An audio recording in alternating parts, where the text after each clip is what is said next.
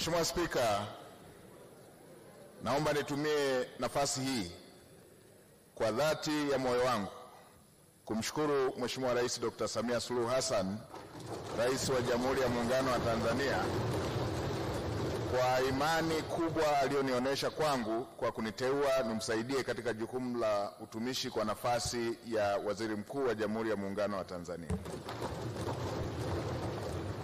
Nitafanya kazi hiyo kwa bidii, kwa uaminifu na kwa uadilifu mkubwa. Pili, nimpongeze kwa dhati Mheshimiwa Rais kwa hotuba nzuri.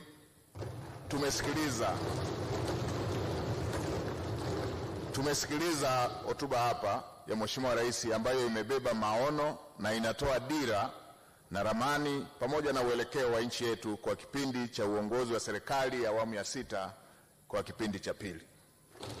Kwetu sisi serikalini, kwa niaba ya serikali, mawaziri watakaoteuliwa pamoja na watendaji wakuu wa wizara na taasisi zake walioko hapa, tumepokea kama maelekezo na miongozo ambayo tutaifanyia kazi.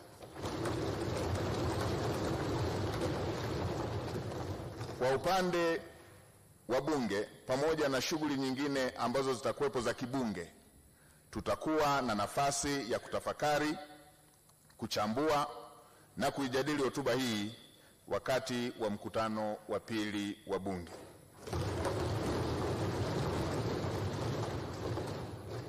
Kwa mantiki hiyo, Mheshimiwa Spika, nitumie fursa hii kuwashukuru wabunge wote kwa ushirikiano ambao wametoa katika kuidhinisha jina langu.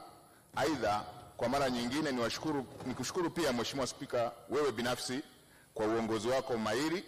Tumeshuhudia ukianza vizuri, tunaamini utaongoza vizuri bunge hili, na kwa niaba ya mawaziri watakaoteuliwa tukuahidi kwamba tutatoa ushirikiano kwako binafsi, Naibu Spika, pamoja na waheshimiwa wabunge wote. Tutapokea maoni, tutawasikiliza na tutafanyia kazi. Na kipekee niwashukuru wananchi wa jimbo la Iramba pamoja na Chama cha Mapinduzi kwa kukubali niendelee kuwatumikia kwa nafasi ya ubunge ulionifanikisha kuweza kupata nafasi hii. Mheshimiwa Spika, baada ya kusema haya, naomba sasa kutoa hoja kwamba bunge lako liahirishwe hadi siku ya Jumanne tarehe 27 Januari 2026 saa 3 kamili asubuhi litakapokutana tena hapa Dodoma. Mheshimiwa Spika, naomba kutoa hoja. Hoja imetolewa, imeungwa mkono. Sasa mtawahoji. Waniafiki bunge kuahirishwa mpaka tarehe 27 mwezi wa kwanza mwaka 2026 waseme ndio. Ndio. Wasiafiki waseme sio. Waniafiki wameshinda. Waheshimiwa bunge, sasa wimbo wa taifa pamoja na Afrika Mashariki.